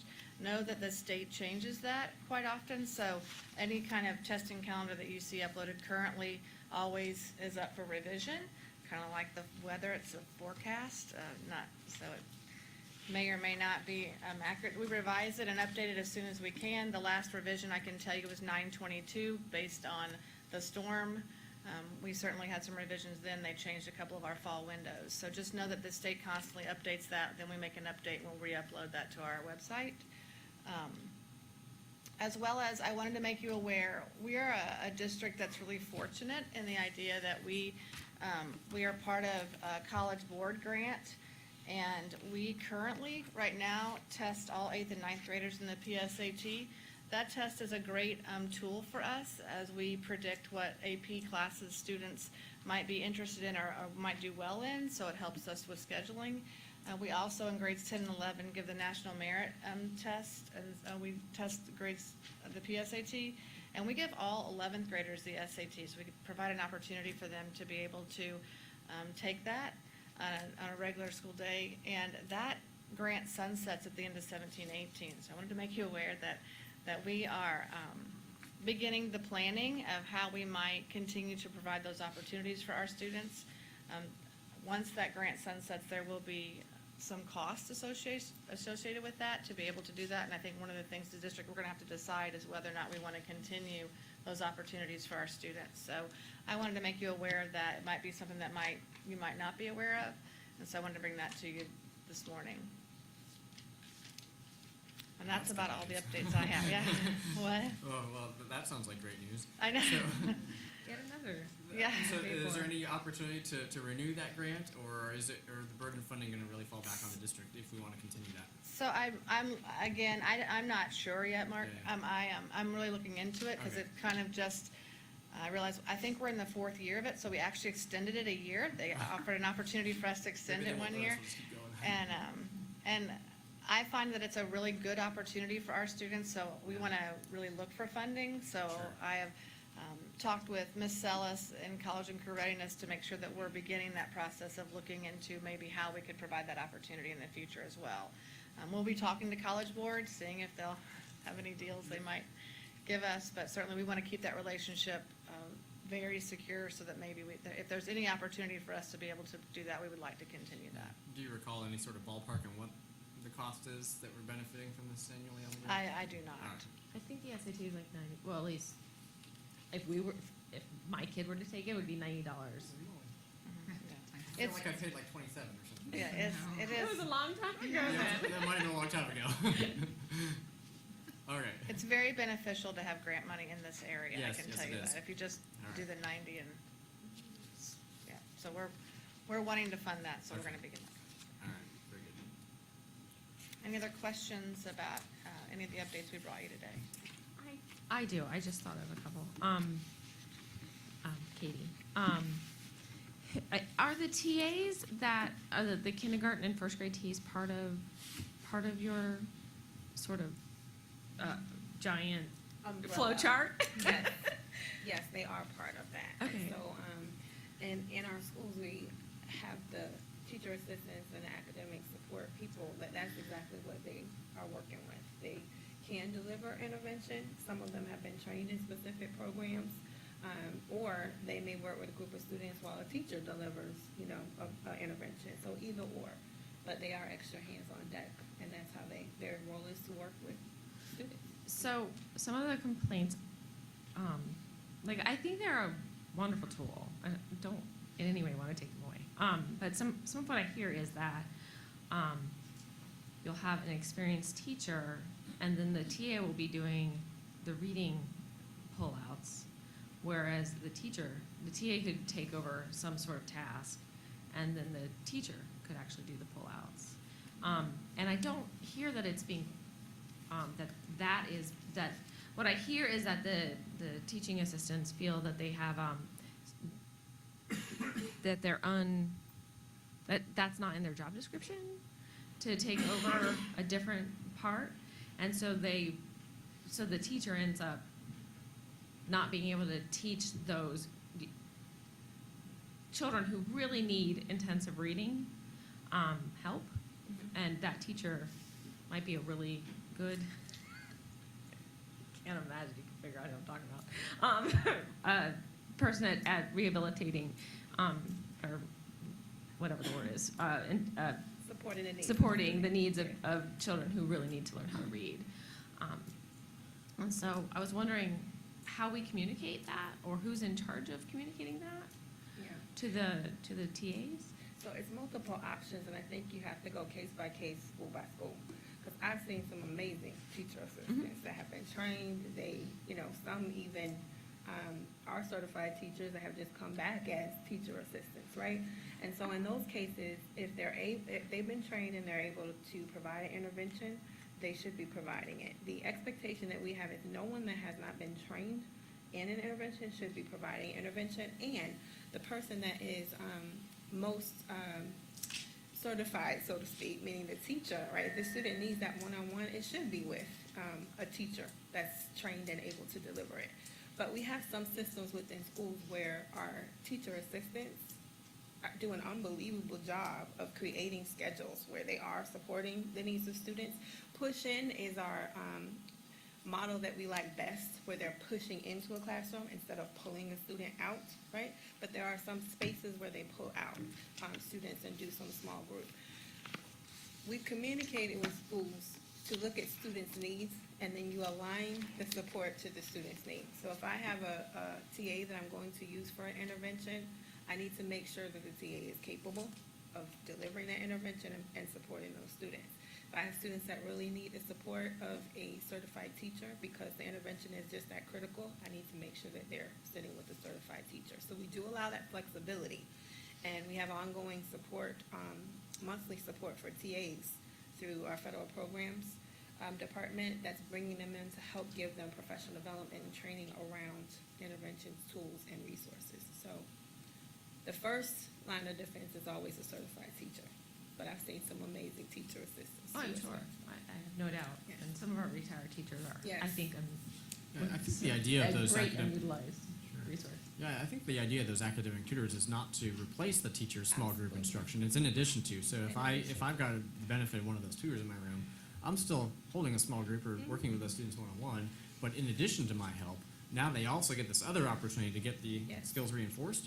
Especially, I think about some of these kids as I've walked some of these classrooms, and I've had a couple of these students who came to school not knowing their ABCs, and I think, well, I can sit here and just practice your ABCs with you, or what can I be doing differently as a certified teacher here and have my tutor practice the ABCs with you to get you at a point where now we can start to introduce some rigor and start forming words.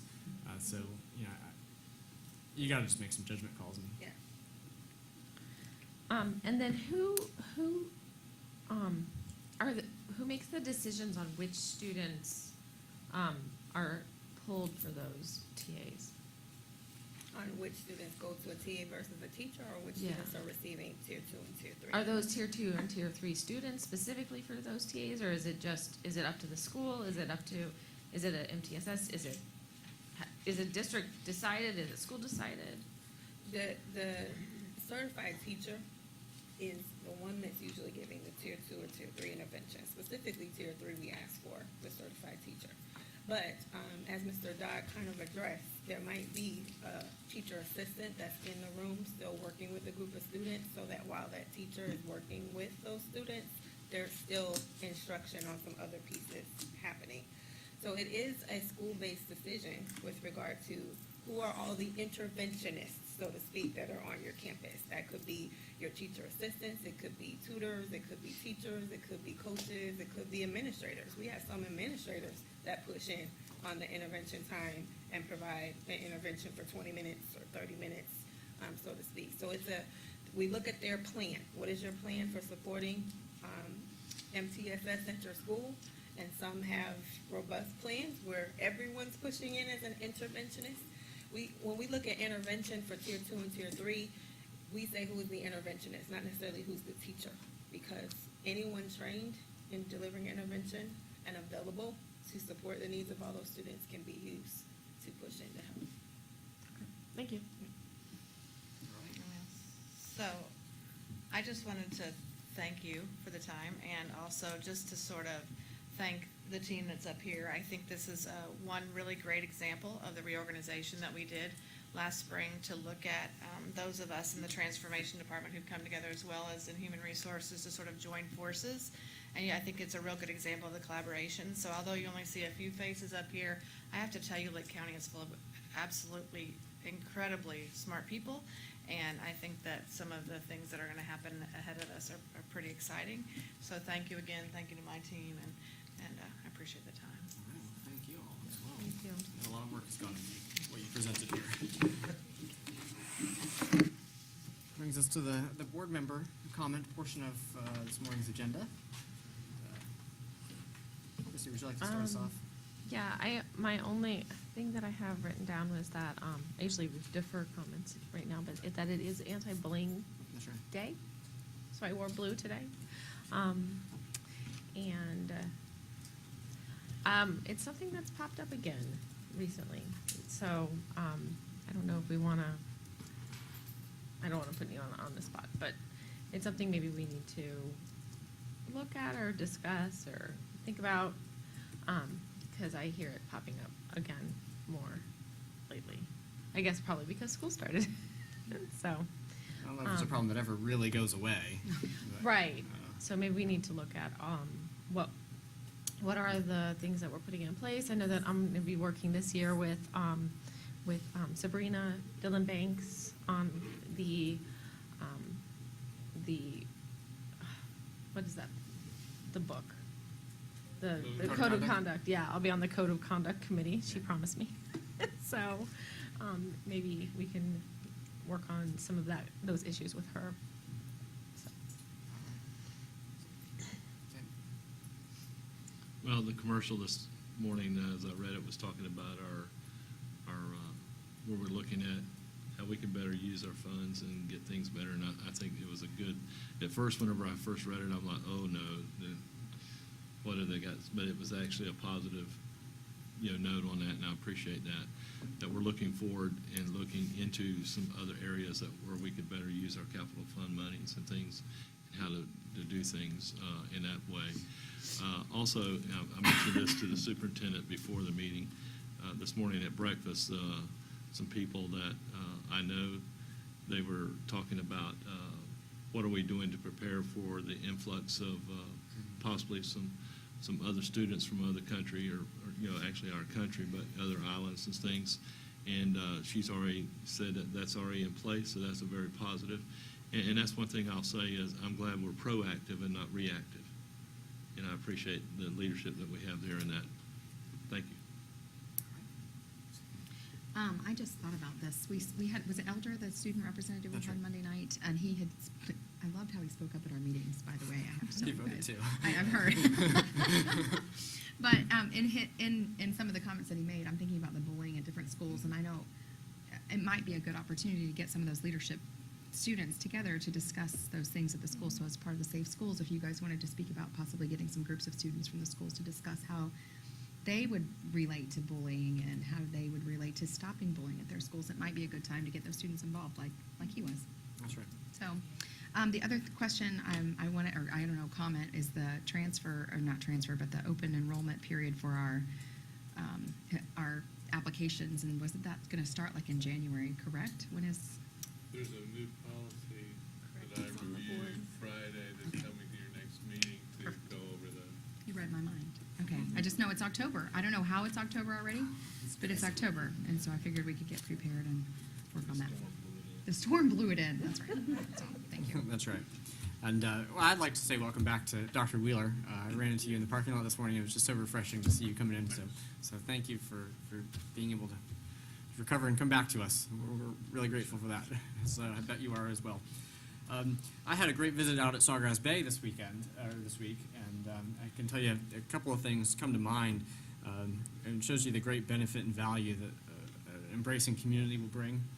There is Pastor Jose Gonzalez down in that area who is working with that school to generate some attendance incentives this year. And the school spoke very highly of the relationship they've got with him and just the way that he's going to support, throw in a big block party to encourage this kickoff. And, I'm here all year. Hopefully we'll go a long way. We recognize that students learn best when they're at school as opposed to being at home. So hopefully that will make a great difference for them. There's one thing that I observed that I thought was rather interesting, a rather unique approach that I know we've approved as a board. Many of these wonderful Wednesday kind of concepts where the teacher gets a whole day of collaborative planning, they do theirs more frequently but for a shorter amount of time. So the teachers they get a couple of hours every 3 weeks as opposed to getting just one a quarter. Teachers all spoke highly of that. So So I'm interested to see how that pans out over time. Maybe that's, I asked them if they were sharing that idea with others, and they were. So there's certainly a different look at it. And then the conversation of the Puerto Rican students did come up there as well, and certainly one that I've got some concerns about from a board member side of the budget. We want to certainly embrace these students with open arms, given the tragedies that they face and the struggles that their families are facing. We recognize, particularly down in that Four Corners area, we have a lot of students with family in Puerto Rico, and so that might open the door for more of these students to come forward. And my guess is they probably won't make it in time for FTE week, but it just goes to show you the other challenge that we face as a school district when we're already operating on limited funds. Where is the support for the state, and where is the state going to give us support to help these students when they arrive here? And are we going to have the resources in place? I don't know if we know the answer to that, but No, we don't. We don't know the answer to that. I know that everyone in the area is asking the same questions Yeah. in terms of relief. There was an article in the paper this weekend about the challenges that we'll face financially in regards to class size as well. So that's right. Okay. we'll certainly make those appeal to the state, and I'm sure that, President, can you even help with that, since putting a lot of burden on the state of Florida by itself to do it? Yeah, it's, certainly us, and I imagine New York will also receive a lot of students, but there will certainly be key areas that will feel the effects more than others. I don't know how many are going to Montana, but here in Florida, we'll end up with, could imagine a number of refugees from that storm. With that, wore my blue today, also to support the anti-bullying efforts and bring awareness, and I think Christy had highlighted the problem that never seems to really go away. I also heard from a parent or two this past week or so about continuing to be an ongoing challenge within our schools. I know that we're doing everything we can to highlight that, but that's perhaps involving some students into that mix might give us some new perspectives on what they're experiencing as a kid, and how we can make the atmosphere more comfortable and conducive to their learning. Eradicate that. Superintendent, did you have any comments this morning? I'll echo your welcome back to Dr. Wheeler. It's great to see him back and smiling and looking good. That's right. He was greatly missed. And I, too, want to thank the transformation team for all their work. One of the things, she mentioned about the collaboration and teamwork that happens there is they meet once a week. And I know they're in that room for hours. And it is a great group of minds that come together to look at challenges as you present issues or as schools present issues. The regional directors are there on behalf of their schools. And it's just a tremendous group of people who come together once a week to do the work of the district and tackle some of these challenges, so that as they hear the need to address maybe some ideas in regards to bullying and other issues, they get on it and they come up with solutions and things to best meet the needs of our kids. So I appreciate all that they do, and just so proud of all of the work that's been done and what we know will continue to happen for our kids and our schools in the future. So thank you. Excellent. Mr. Johnson. Yeah, it's just two ministerial matters. One is, there's a Water Safety Advisory Committee, and that we've been under the impression that we have to be a member of that committee. That committee is appointed by the Board of County Commissioners. It has a person who's supposed to have expertise in public education, and I don't know if someone from the county has asked for a recommendation or not, but if that's the case, then I know that Dr. Burns has a recommendation for somebody who's interested in serving that I would suggest you make as a recommendation to the Board of County Commissioners if you were so inclined to do so. But there's no need for anybody to worry about having to be appointed to the board against their will, because the Board of County Commissioners makes those appointments anyway. That's right, and they rejected our last one. Was that it, or how did No, the no, person no. not pan out? No, it had to be somebody involved with like either a current employer or a past employee of the public schools. Okay, so we And just so I decided they didn't found need to somebody pick who was a retiree, who works for the foundation, who also taught swimming. Well, gosh, I don't know how you can go wrong with that. Who is it? Nancy Pruitt. All right. So would you like to make that So- your recommendation? I would like to recommend Nancy Pruitt as our recommendation to the Board of County Commissioners for the Water Authority. I think that sounds like a great idea. Okay. And it looks like a bunch of nods in agreement. That'll be our recommendation. The second thing, Mr. Chairman, I need you to appoint a hearing officer for me. We have a termination proceeding with a bus driver, and they requested a hearing. All right. Did you somehow get out of the last one? What? Did you No, want? I didn't get out of it. It got canceled. Did you want to do this one? Sure. I wasn't sure if you were. That's fine. It Okay. did get She canceled. was, And it get she was ready to go, and it That's through right. no fault of her own, That's right. it was terminated. The day before, too, correct? It was the Yes, day ma'am. before, at like 4 in the afternoon, so. All right. You want to do it? Sure. Okay. All right. Stephanie will do it. Thank you, that's all I Sure. have. Anything else? No, that's it. All right. Not seeing any objections to adjourning, we are adjourned.